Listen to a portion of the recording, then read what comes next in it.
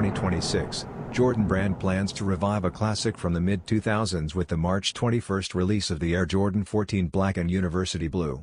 Just in time for its 20th anniversary, the sleek colorway, which was first released in 2006, is making its first ever appearance in a retro setting.